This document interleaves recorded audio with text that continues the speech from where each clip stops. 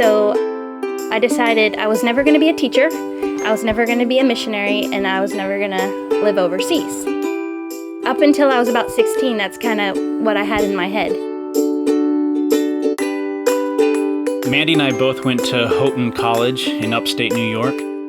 And Mandy was eating an apple, and then she set it down, but not standing upright, like on the fleshy side of the apple, down on the carpet. And I turned to her and I said, "Wow, you really are a missionary kid, aren't you?"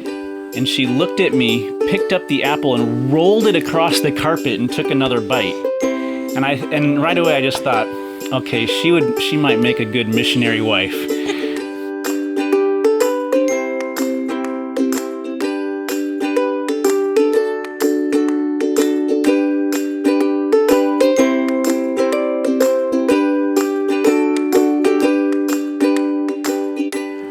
We went to see Little Women together, and he cried, so I knew that he was, empathetic.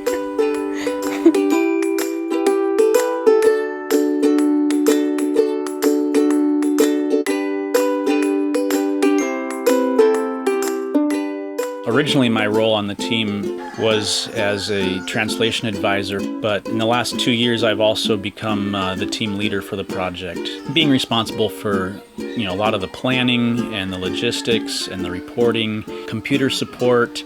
I could go on and on. My to-do list has like 30 different categories on it, and that's the only way I can even attempt to stay on top of everything. Because his role has become bigger, I've had to really reduce my roles, outside my family. So the things that I do really are related to my family and the team. My oldest, Josiah, is almost 14. He really loves music, so I think that's one of the things that stands out. Our next oldest is 12. Noah just turned 12. And he's our adventure boy. He really likes, if there's a tree to be climbed or something to be leaped off of, that's him. And Ellie is 9. She's our artistic child. Anytime you see her, she's drawing or cutting something up. And then of course there's the twins, Jacob and Jenny Beth. They're 3.5 years old now. What can we say about the twins? In a lot of ways, our teammates are kind of like our family. We have pretty deep relationships with each other because we live and work together. But one of the things that we do as the team leaders is every Wednesday we host everybody for lunch. It's lunch and prayer. It's not time to talk about business, but it's time to talk about our prayer requests and how we can pray for the translators. We know the intimate details of their lives. Like every workshop, they write out their prayer requests for us, and they talk to Ben during the day, and sometimes they'll come to us in the evenings. I think that's where a lot of the relational energy goes. One of the things that we've been trying to do in the Idaho West project more and more is to give our translators opportunities to become trainers themselves. So everything that we do with them, we're not only trying to equip them to help us do a job, we're actually trying to help them do a job, but to do it in such a way that they can be equipped to then help others as well.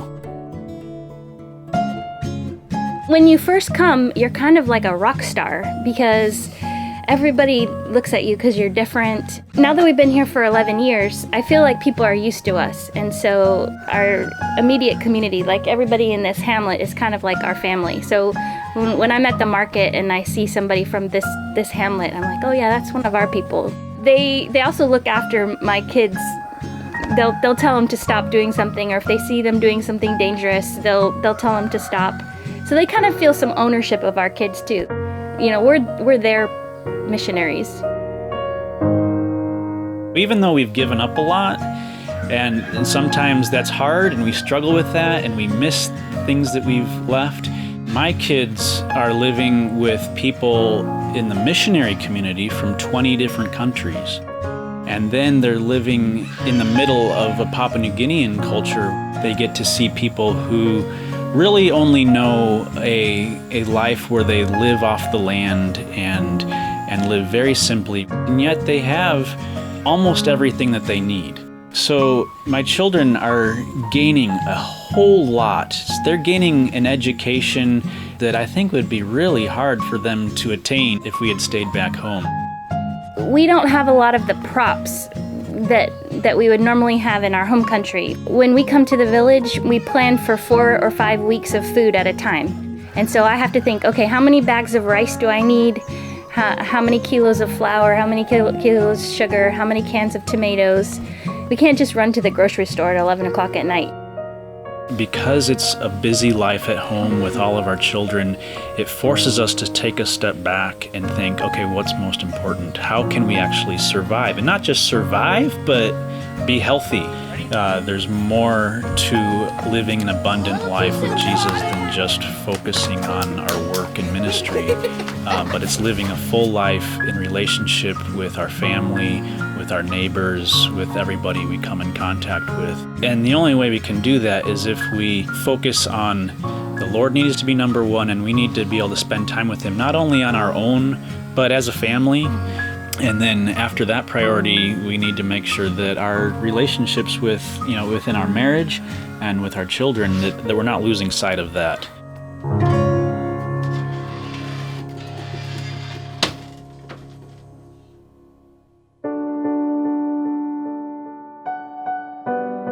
If I was asked, is it really worth it all?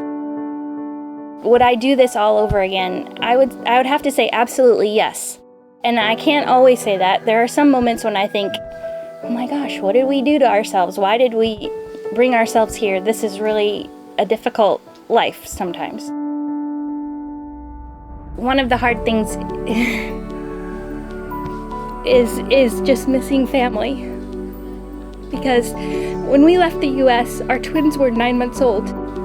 And we're going to return and they'll be 4. It's hard for our family not to experience the joy that we have in seeing our kids grow up, and they don't get to see that with us. But I keep circling back to God's purpose in our life and how He's called us with our unique skills and abilities to do His work. If I was home in the U.S. and living what I would consider like a normal suburban life, I wouldn't be happy because I wouldn't be fulfilling my purpose.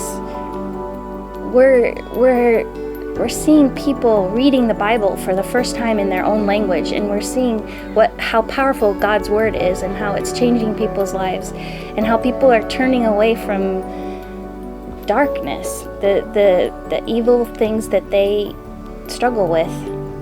And that makes it all worth it to me. We love our friends here in Papua New Guinea. And they need God's Word. Our family and friends have all those opportunities back home, but our friends here, they don't. And so the Lord has called us to be here, and it's a sacrifice, but it's well worth the sacrifice.